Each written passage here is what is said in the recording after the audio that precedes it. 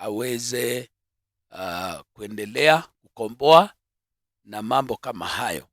Kwa hivyo tunaona ya kwamba upako si mambo haya ambayo tunaweza kufikiria. Okay. Samahani.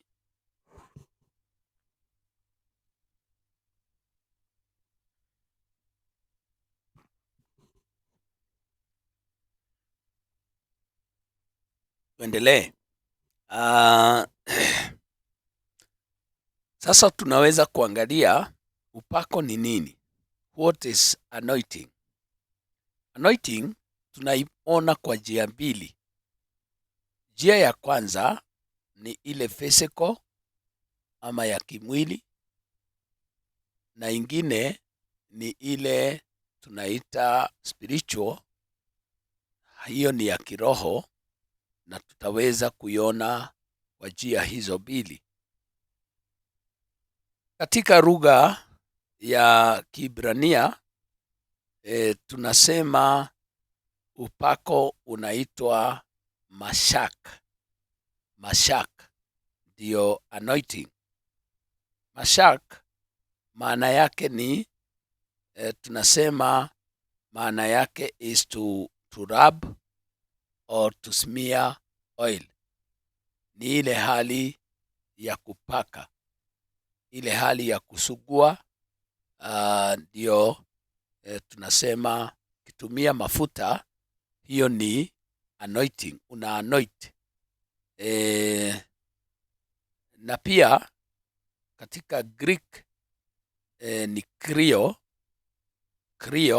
na krio maana yake ni to anoint, ni hiyo kupaka, ndiposa inaitwa upako, maana ni kitu ambacho inapakwa.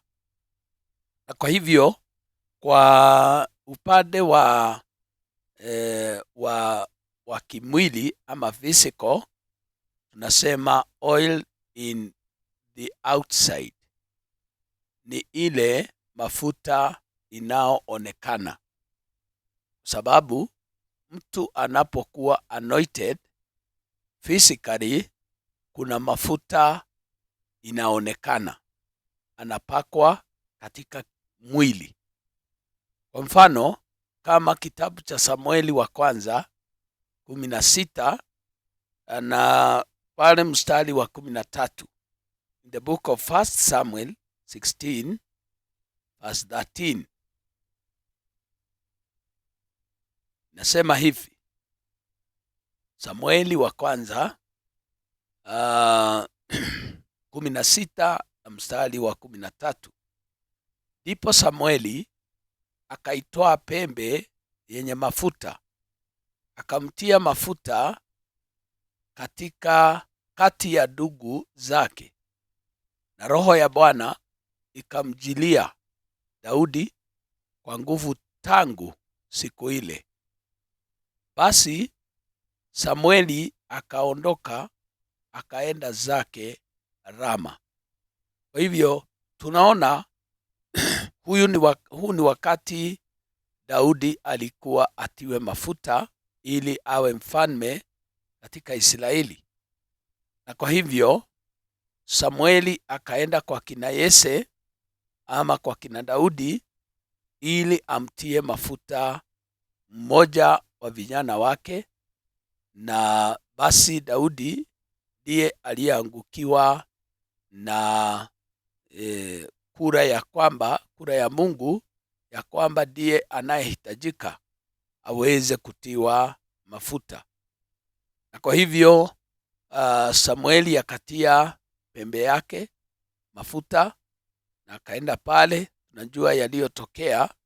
Yese alikuwa na vijana 8, wale 7 wakapita mbele ya Samueli, ikawa ya kwamba sio ambao wamechaguliwa.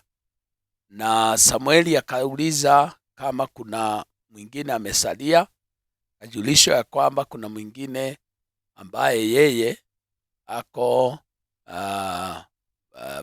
polini ako katika malisho. Akaitwa na Samueli akasema hata keti mpaka yule aje. Alipomwona akasema, ndio, huyu ndiye Mungu amechagua kuwa mfalme. Japo kuwa alikuwa ndiye mdogo, lakini akachaguliwa. Na hii si kumaanisha ya kwamba kila lastborn lazima awe amechaguliwa, bali tunaona Mungu alifanya hivyo kwa kina Jesse ama Yese, na akaweza kumchagua yule aliyekuwa mdogo. Na sasa ili watu wajue huyu ndiye ambaye amechaguliwa, kwa hivyo ukawa na ile kutiwa mafuta. Na kuna kitu kingine ambacho tutasema hapo baadaye, lakini tunaona alitiwa mafuta, watu wote wakiona, na ndiposa Biblia imeandikwa katika ule mstari wa 13, kati ya ndugu zake alitiwa mafuta, na kwa hivyo hiyo ni jambo ambalo lilionekana. Kwa hivyo kutiwa kwa nje ama kwa mwili ilikuwa ndio watu waone huyu ndiye ambaye amechaguliwa, na kwa hivyo hiyo ilikuwa ishara tu. Mafuta yale yalikuwa yanasimamia ishara ya kwamba huyu mtu amechaguliwa, na ni vizuri kujua hivyo. Si kwamba mafuta ilikuwa na nguvu fulani, bali ilitumika kama ishara ama alama ama a sign ya kwamba hii ni ya kuonyesha ambaye amechaguliwa.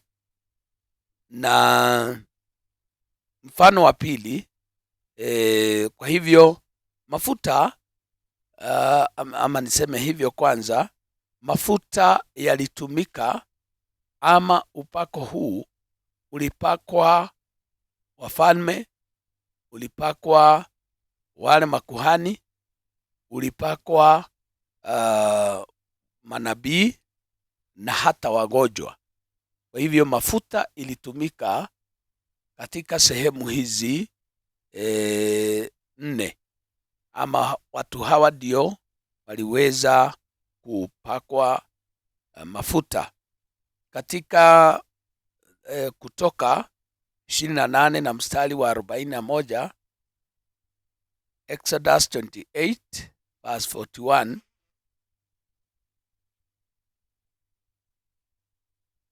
Kutoka 28 mstari wa 41 inasema hivi: nawe mvike huyo nduguyo Haruni na wanawe nao mavazi hayo, nawe watie mafuta na kuwaweka kwa kazi takatifu na kuwatakasa, ili wapate kunitumikia mimi katika kazi ya ukuhani. Kwa hivyo unaona ya kwamba Biblia inasema Haruni na wanawe walitakiwa kutiwa mavazi na pia kutiwa mafuta kwa ajili ya utumishi ama kwa ajili ya kazi takatifu. Kwa hivyo hiyo kutiwa mafuta ndio tunasema they were anointed ama walipakwa mafuta. Na kwa ajili ya manabii tunaona katika Wafalme wa Kwanza ile ya wana wa Haruni ni ya priests ama makuhani. Haruni na wanaye au walikuwa makuhani, kwa hivyo walitiwa mafuta. Ukija katika manabii katika Wafalme wa Kwanza 19 verse 16,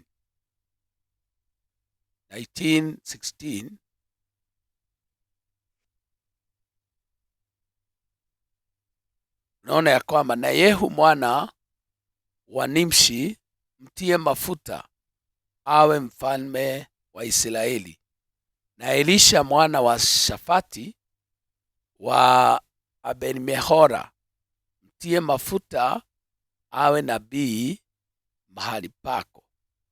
Kwa hivyo tunaona ya kwamba kama vile tumesema hapo awali, mafuta yalitiwa wafalme, makuhani na manabii.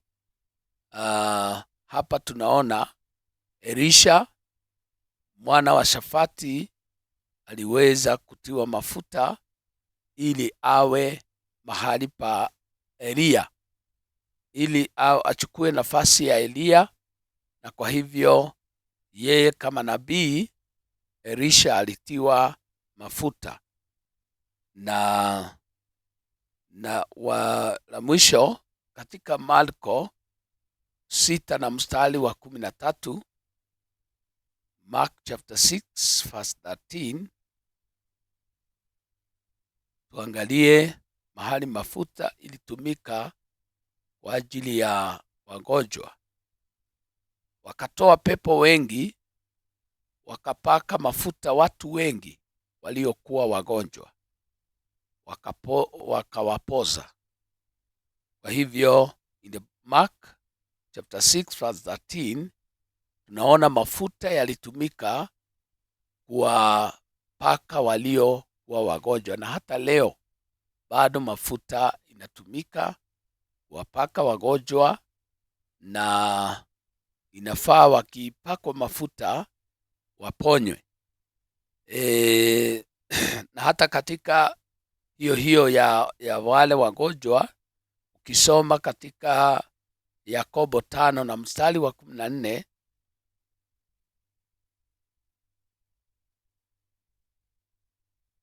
najua tunazungumzia sasa ni kina nani hao waliopakwa nyakati hizo za zamani. In the book of James chapter 5 verse 14, Yakobo 5 na mstari wa 14, Biblia inasema hivi: mtu wa kwenu amekuwa hawezi, na awaite wazee wa kanisa, nao wamwombee na kumpaka mafuta kwa jina la Bwana.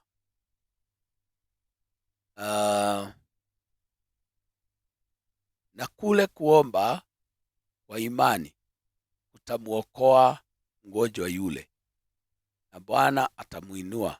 Hata akiwa amefanya dhambi atasamehewa.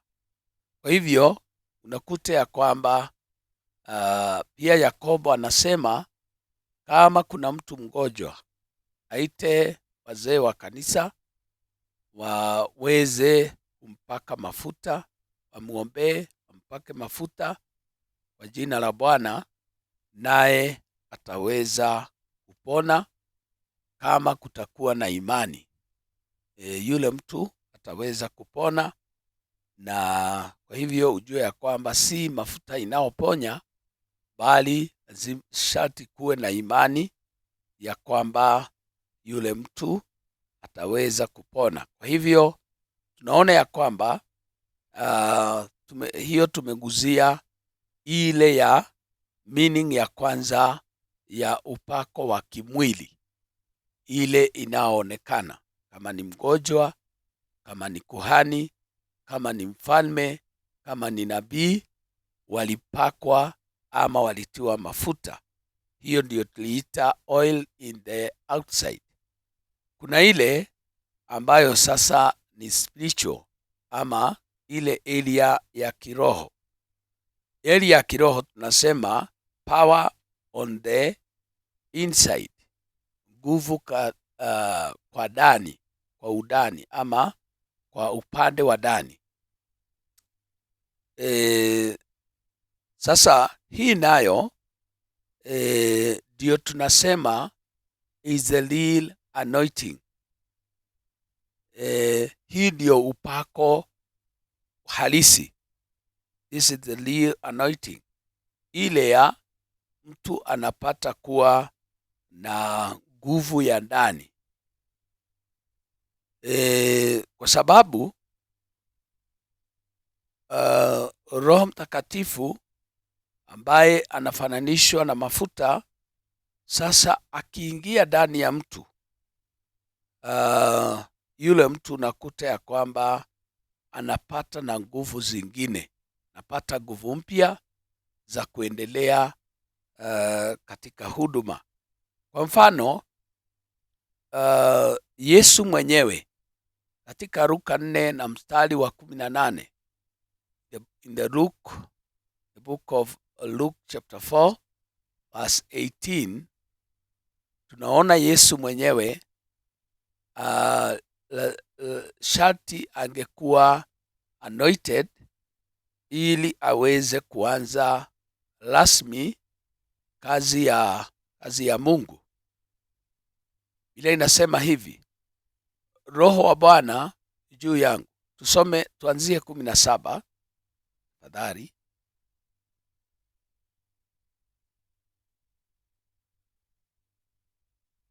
Akapewa chuo cha nabii Isaya, akakifungua chuo, akatafuta mahali palipoandikwa. Sasa tuende mstari wa 18. Roho wa Bwana juu yangu, kwa maana amenitia mafuta. Daraini hiyo, amenitia mafuta kuwahubiri maskini habari njema. Amenituma kuwatangazia wafungwa kufunguliwa kwao, na vipofu kupata kuona tena, waacha huru waliosetwa, na kutangaza mwaka wa Bwana uliokubaliwa. Hata tukifikisha hapa tunakutana na habari hii ya kwamba Yesu mwenyewe baada ya kutoka katika mfungo ama ile saumu ya siku 40 ama kufunga kwa siku 40, tunakuta ya kwamba Yesu sasa alienda katika sinagogi moja ambapo aliweza kuagiza apewe chuo cha Isaya. Hiyo ni maandishi ambayo yaliandikwa na unabii ulioandikwa na Isaya. Na hapa tunaona alisema, akaanza kusoma, Roho wa Bwana yu juu yangu, kwa maana amenitia mafuta ili nifanye kazi hizi zote ambazo aliweza kutaja.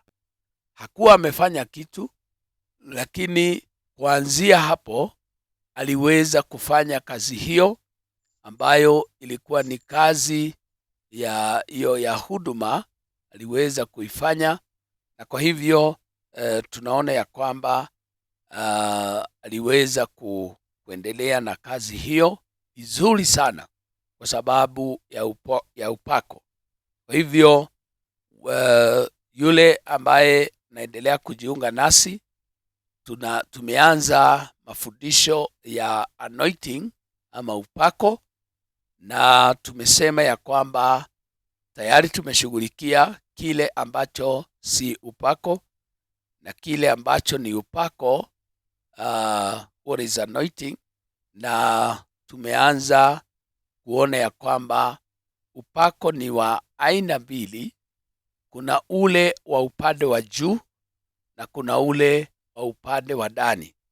Tumeshughulikia upande wa nje ama upande wa juu, upande wa kimwili, na sasa tumeingia upande wa kiroho, ambapo tunaona upande wa kiroho.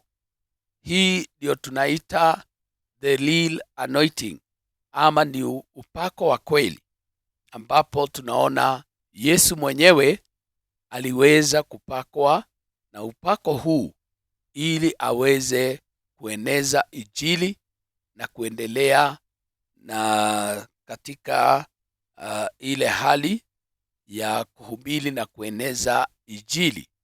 Kwa hivyo ni vizuri kuelewa ya kwamba Yesu alikuwa mfano mwema kwa ule upako. Na hata katika Matendo ya Mitume, in the book of Acts chapter 10 verse 38,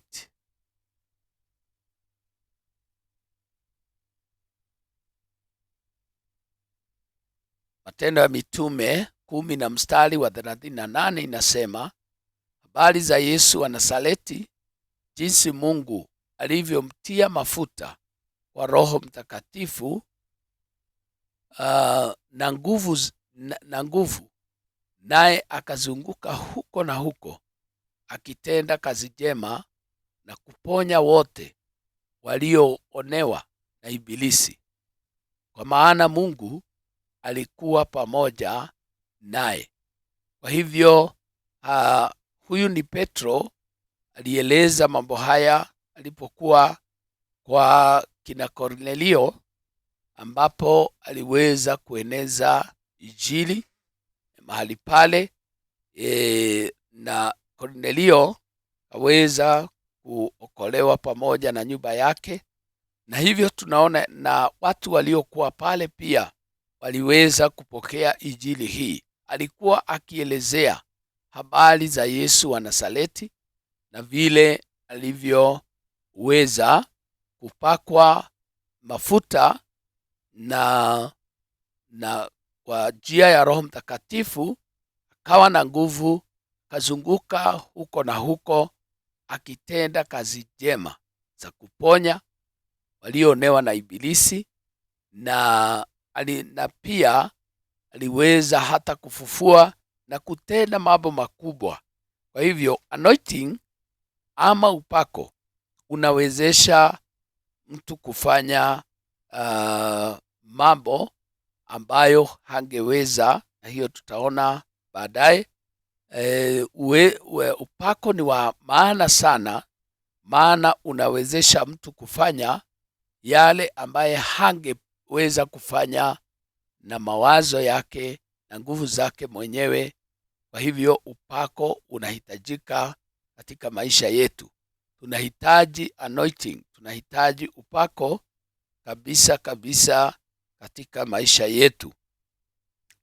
Na ni vizuri hata wewe kujiuliza, kama Yesu alihitaji upako, na je, mimi ninahitaji upako mara ngapi, kiasi gani? Sababu upako unarahisisha kazi, unatuwezesha katika mambo haya. Na kuna mambo matatu upako unafanya. There are 3 things the anointing does. Kuna mambo matatu ambapo upako unafanya. Number 1, it is set apart.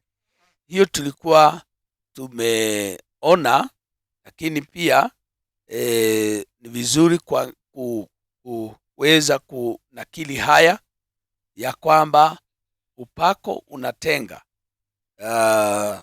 kwa kusudi fulani, na kwa hivyo unakuta ya kwamba mtu ambaye amepakwa amechaguliwa, na si kwamba ndiye mzuri kuliko wale wengine, lakini mtu anatengwa, anapakwa mafuta, na kwa sababu Mungu amemchagua. Kwa hivyo si kwamba wale ambao wamekuwa anointed na kuchaguliwa ndio wazuri sana kuliko wale wengine, lakini ni kwa sababu Mungu amewachagua, na ili waonekane ya kwamba Mungu amewachagua, inathibitishwa na kule upako wa juu na hata upako wa ndani, ili waweze kuendelea vizuri na mambo ya kiroho. Na nakuta ya kwamba katika ile Zaburi ya 105, 105 verse 15, in the book of Psalms 105 verse 15,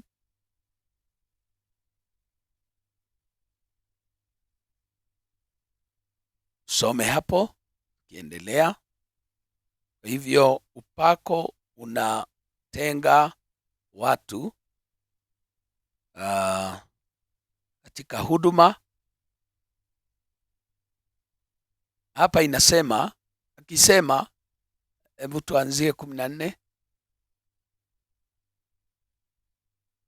wakamwacha mtu awaonee. Hata wafalme aliwakemea kwa ajili yao, akisema, usiwaguze masihi wangu, wala usiwadhuru nabii zangu. Tuweke kwa ile ya Kiingereza, nasema saying, do not touch my anointed ones and do my prophets no harm. Kwa hivyo Mungu mwenyewe akishatenga watu wake na wanakuwa anointed ama watiwe mafuta, sasa hawa anasema ya kwamba mtu asiwaguze, mtu asiwadhuru. Kwa hivyo Mungu ndiye hutetea ambao ameweza kuwatia mafuta. Na kazi ingine ambayo upako unafanya, it empowers. Upako unatia nguvu for service, kwa ajili ya huduma. Upako unatia nguvu kwa sababu ya huduma.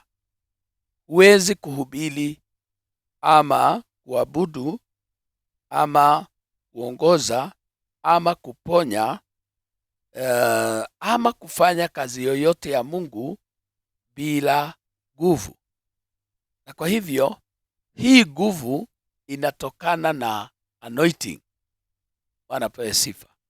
Kwa hivyo tunahitaji nguvu inaotokana na upako. Kwa hivyo mtu anapopakwa, awe ni muimbaji, awe ni mhubiri, awe ni mtu ambaye anafanya maombezi, akiwa anointed, unakuta ya kwamba ile nguvu inamsukuma kwa ajili ya kufanya ile kazi bila kuchoka, na anaweza kuendelea, anapata kuendelea vizuri bila kushurutishwa, bila kusukumwa, na anakuta ya kwamba ana uwezo wa kuendelea. Kwa mfano, unakuta ya kwamba mtu anaweza kuomba masaa mengi, unakuta ya kwamba ana ule upako, kuna nguvu inaomwezesha kuendelea. Kuna watu wanaomba masaa 8 non-stop. Kuna watu wanaomba usiku mzima. Unakuta ya kwamba yule mtu anaomba hata bila kuiba, hapo katikati anaomba. Na kwa hivyo unakuta yule mtu amepakwa mafuta, amekuwa empowered, na kwa hivyo unakuta ya kwamba ana nguvu za kuendelea katika huduma. In the book of Zechariah chapter 4 verse 6, jua hii inajulikana na watu wengi, lakini tuisome. Zechariah 4 na mstari wa 6,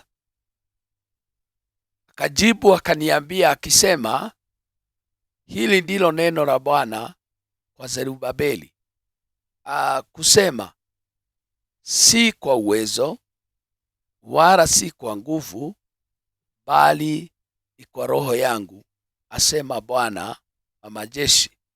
Kwa hivyo huduma hatuifanyi kwa sababu ya uwezo tulio nao ama nguvu tulio nayo, bali ni kwa roho wa Mungu. Kwa hivyo ni vizuri kuelewa haya. Number 3, anointing inafanya nini? Mesema jambo la kwanza, inatenga kwa ajili ya kusudi ama makusudio fulani ya Mungu. Ya pili, inatia nguvu. Ya tatu, inalinda, it protects and break yokes. Upako unalinda na tena unavuja nira. Kwa hivyo upako una uwezo wa kulinda watu. Nakuta ya kwamba hebu tusome katika Isaya 10 na mstari wa 27. In the book of Isaiah 10:27.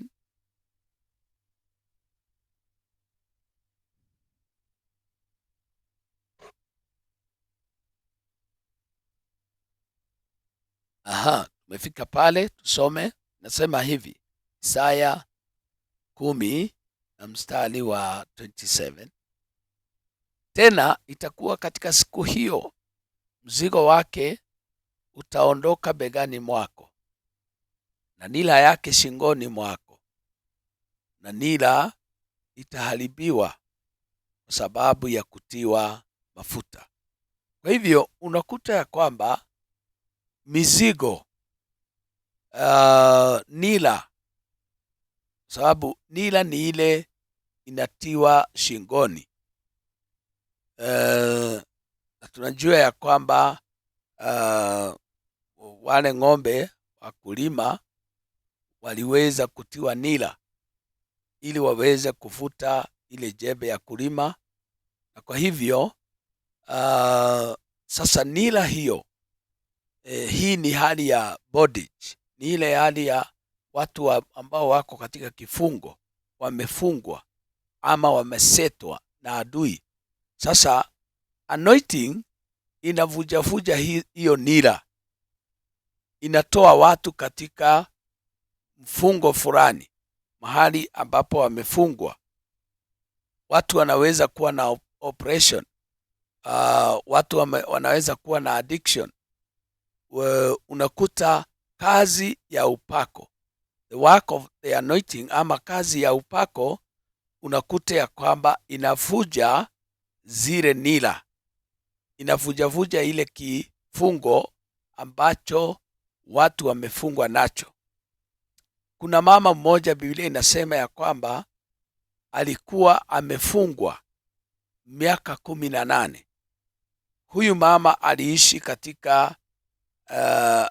katika kifungo, na tunaona ya kwamba Yesu alipoingia katika hekalu aliweza kuhurumia yule mama na akaweza kumuondolea kile kifungo, kama vile Biblia inavyosema, na akaweza kuwa huru. Kwa hivyo ni vizuri kujua ya kwamba Mungu ana uwezo wa kuwaondolea watu kifungo. Huyu mama alikuwa amepindana miaka 18, na alikuwa hiyo miaka yote amejipinda hivi, alikuwa amefungwa na Ibilisi. Na kwa hivyo Yesu akakemea, ingawa ilikuwa ni siku ya Sabato, lakini Yesu akamfungua katika kile kifungo. Ingawa pia kulipatikana kelele, mbona amefanya hivi na ni siku ya Sabato, lakini akaondolewa katika kile kifungo. Na kwa hivyo tumeona kabisa upako unalinda, upako unavuja nira, na watu wanaweza kufanyia Mungu kazi ili waweze kuendelea. Na ni kina nani sasa, tukija kwa wale ambao ni wa Agano Jipya? Maana katika Agano la Kale tumeona ni kina nani hawa waliopakwa. Sasa katika Agano Jipya ni kina nani hawa waliopakwa ama walio who can be anointed? Tunaweza kujiuliza swali hili, kina nani wanaweza kupokea upako? Jibu ni rahisi, tunaweza kusema every believer, kila muamini anaweza kuwa anointed. Maana ukisoma katika waraka wa kwanza wa Yohana, 2 na mstari wa 20. In the book of 1 John chapter 2 verse 20. Waraka wa kwanza wa Yohana, the Bible, Biblia inasema hivi: nanyi mmepakwa mafuta na yeye aliye mtakatifu, nanyi mnajua yote. Kwa hivyo Yohana alinenea watu wa Kristo, watu ambao wameamini, wameokoka, akawaambia ya kwamba tayari mmepakwa mafuta na yeye aliye mtakatifu, naye nanyi mnajua nyote. Kwa hivyo na pia tuangalie katika hiyo Yohana mstari wa 27, hiyo sura ya 2 mstari wa 27. Nanyi mafuta yale mliyopata kwake yanakaa ndani yenu, wala hamna haja ya mtu kuwafundisha. Lakini kama mafuta yake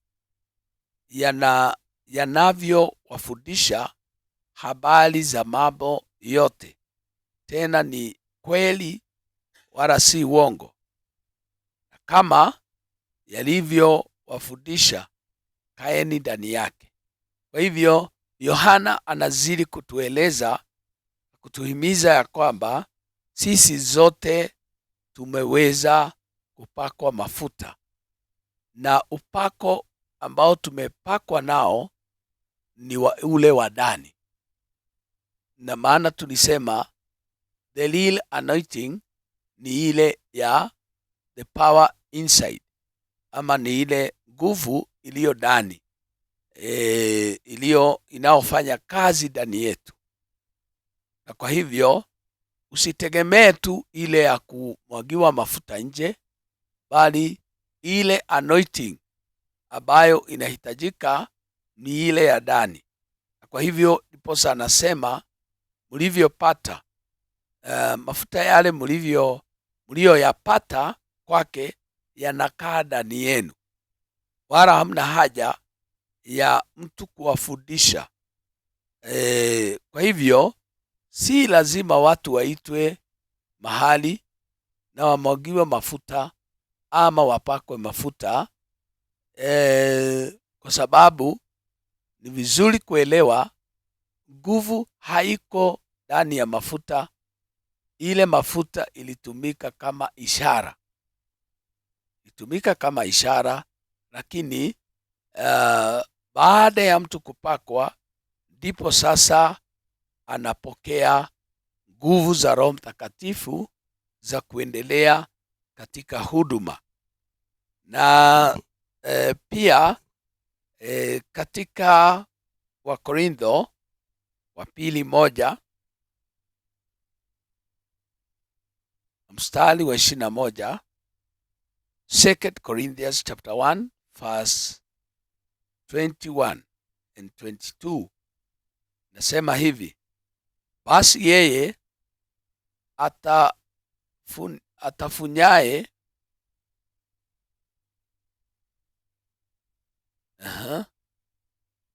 atufanyaye imara, basi yeye atufanyaye imara pamoja nanyi katika Kristo na kututia mafuta ni Mungu. 22,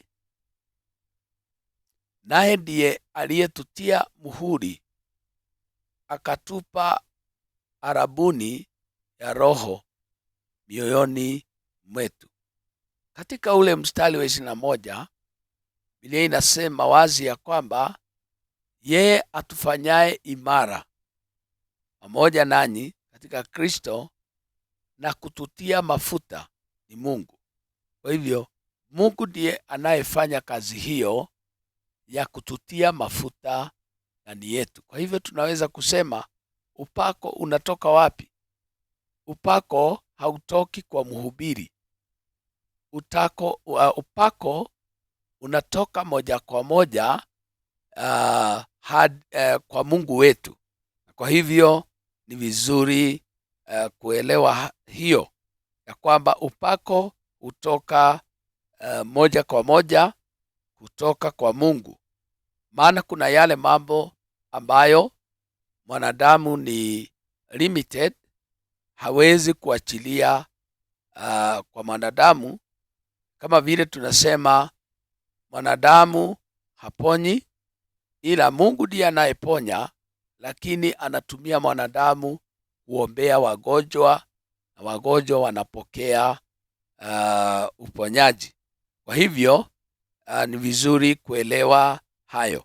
Kwa hivyo hii ni baadhi ya tunajaribu kuweka msingi wa ujumbe wetu ambao Mungu akitusaidia tutaendelea kuangalia habari ya anointing ama upako, na nikutayarishe nikueleze ya kwamba kutakuwa na mambo mengi ama masuala mengi pia tutakaoendelea tukiangalia, na itakuwa ni vizuri tukipata nafasi nzuri sasa bila kupotea vile ambavyo tumepotea.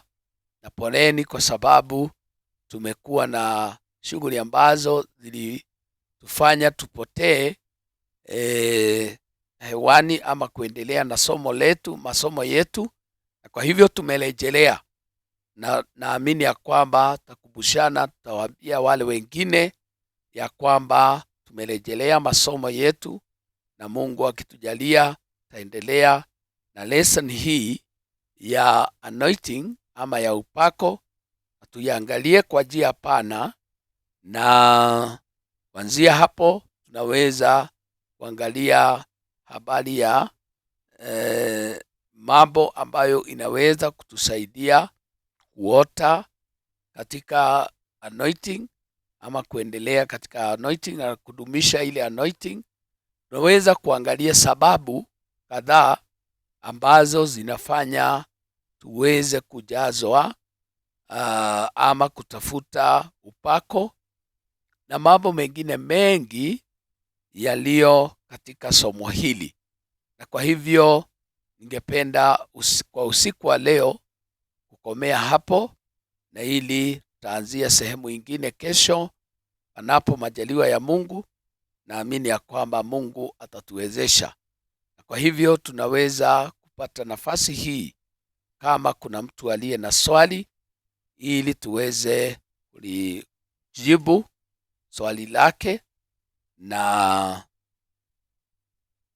kwa ni vizuri tuweze kuwa na swali, na